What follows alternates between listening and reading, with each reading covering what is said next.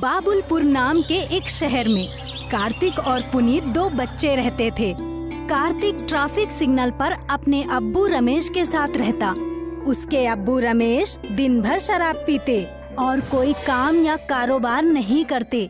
वहीं पुनीत नया नया शहर में आया था।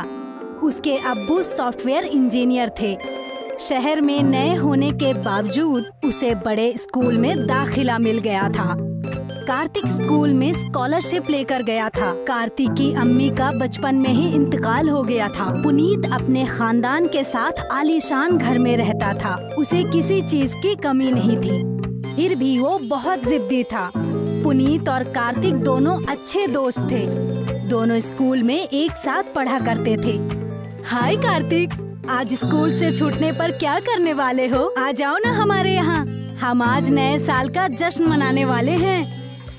नए साल का जश्न? वो क्या होता है?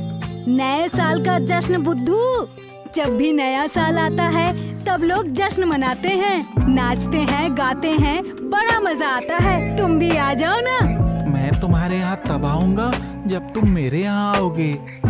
चलो ये भी ठीक है, मैं तुम्हारे यहाँ स्कूल छूटने पर आ जाऊंगा और तुम मेरे यहाँ रात को आ जाना अपने घर से इजाजत लेकर। हाँ, नए साल के एक दिन पहले स्कूल की छुट्टी होते ही पुनीत कार्तिक को अपनी गाड़ी में बैठाकर कार्तिक के घर यानी ट्रैफिक सिग्नल पर जाने के लिए निकलता है। कार्तिक बचपन से ही अम्मी ना होने पर रेशमा खाला के यहाँ अक्सर वक्त गुजारता। पुनीत वहाँ पहुँचते ही बोला, ओफो, यहाँ कितनी धूल है। कार्तिक, तुम इतनी खराब जगह पर कैसे रह सकते हो? तुम बीमार नहीं होते? आज तक तो नहीं हुआ। इस गरीबी ने मुझे बहुत ताकतवर बना दिया है। दोनों मिलकर बात कर ही रहे थे कि तभी वहाँ पर रेशमा आ जाती है। रेशमा पुनीत और कार्तिक को देखकर उनकी अपने घर में खुशामदीद करती है। अरे आओ आओ कार्तिक बेटे, आओ। यही है तुम्हारा अमीर दोस्त जिसकी बात तुम कल कर रहे थे। पुनीत बेटा, तुमसे मिलकर बेहद अच्छा लगा। घर ना होने के कारण कार्तिक ने रेशमा को पुनीत के आने की खबर पहले ही दे दी थी।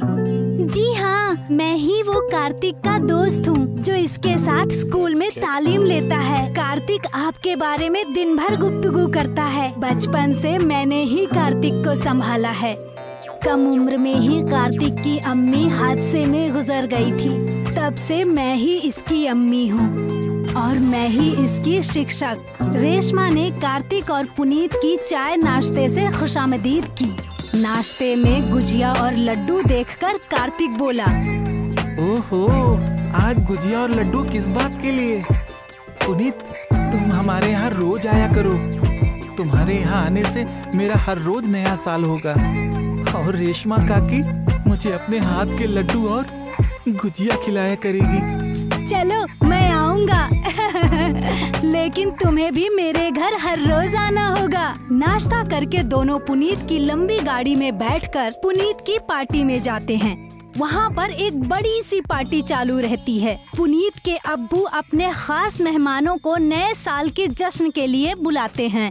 कार्तिक जब पुनीत की पार्टी को देखता है तो वो बेहद हैरान हो जाता है।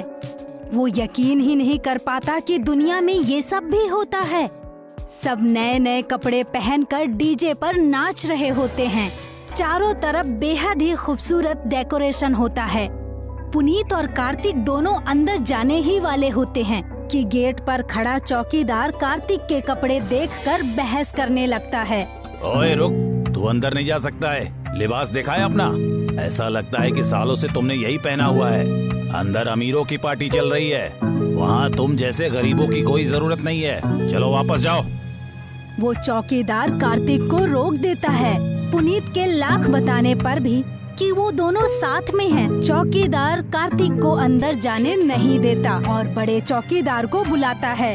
ये सब देखकर पुनीत अपने अब्बू के पास कार्तिक को अंदर ले जाने का इंतजाम करवाने के लिए जाता है। चौकीदार जाकर बड़े साहब को बुलाकर वहाँ लाता है। बड़े साहब कार्तिक को देखकर बोलते हैं, अगर तुम्हें अंदर जाना है तो तुम्हें एक काम करना होगा। सबके जूठे बर्तन तुम्हें धोने होंगे, तभी मैं तुम्हें अंदर जाने दे सकता हूँ। लेकिन मैं यहाँ पे अपने दोस्त के साथ आया हूँ। वो मुझे यहाँ पे जश्न दिखाने लेके आया है। स्कूल में मेरे साथ ही पढ़ता है। प्लीज मुझे जाने दो। दोस्त, और वो भी तुम्हारा? कोई और भिखारी अंदर घुस गया क्या? मैंने कह दिया ना तुम्हें अगर अंदर जाना है तो तुम्हें जश्न होने के बाद सारे जूठे बर्तन धोने होंगे, वरना मैं तुम्हें अंदर नहीं जाने दूंगा। कार्तिक सहम जाता है। वो सोचता है कि जिस जश्न को देखने के लिए वो पुनीत के साथ गया था, वहाँ पर स्कूल के सारे दोस्त होंगे, मजा आएगा। खुशी के कारण कार्तिक बड़े साहब की बात मान जाता है। कार्तिक से मिलकर पुनीत बेहद खुश हो जाता है और बोलता है, अच्छा हुआ तुम अंदर आ गए। मैं तुम्हें अंदर लाने का इंतजाम ही कर रहा था। वो चौकीदार बहुत खड़ूस है। हाँ, वो तो है। चलो अब हम एंजॉय करेंगे।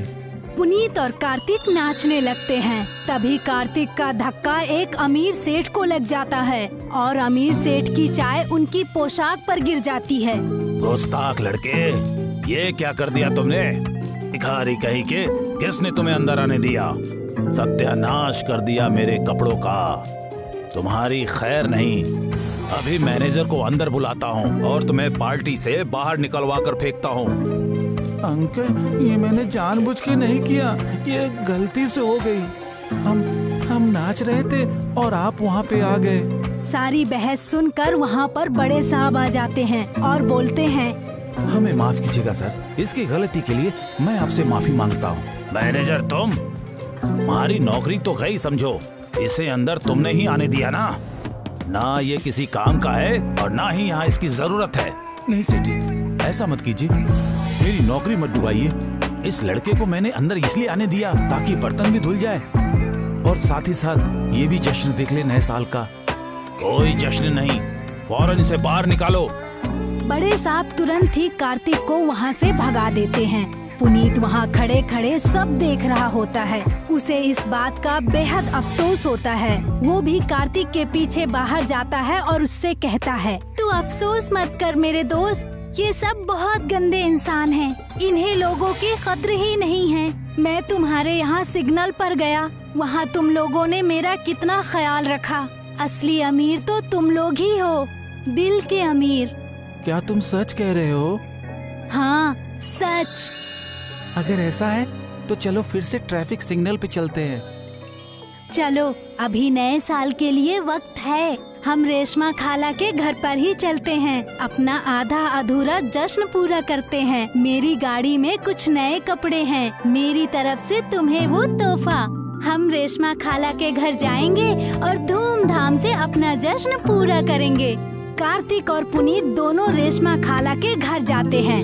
कार्तिक को नए कपड़ों में देखकर रेशमा बेहद खुश हो जाती है और नए साल का जश्न पूरा सिग्नल मिलकर एक साथ मनाता है।